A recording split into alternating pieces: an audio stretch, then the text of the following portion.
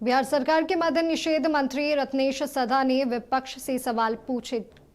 कहा कि आपने अपने शासनकाल में लॉ एंड ऑर्डर पर कितनी बार समीक्षा बैठक की है। वहीं आरजेडी पर निशाना साधते हुए कहा कि राजद के शासनकाल में अपराधी और अपराध मुख्यमंत्री आवास पर होते थे। 1995 से 2005 के बीच तक अपहरण का फिरौती मुख्यमंत्री आवास से मांगा जाता था। वहीं छोटी छोटी घटनाएं अभी भी बिहार में होती है, मगर अपराधी पर कार्रवाई भी हो रही है।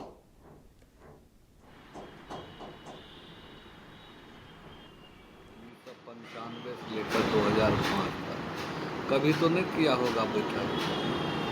जो भी गुंडा पकड़ाते थे मुख्यमंत्री आवास से, फिरौती की मामला होता था मुख्यमंत्री आवास से। आज के डेट में 2005 के बाद अपराधी या तो जेल के अंदर चले गए या तो भूमिगत। अब छोटी छोटी घटना आपसी सामाजिक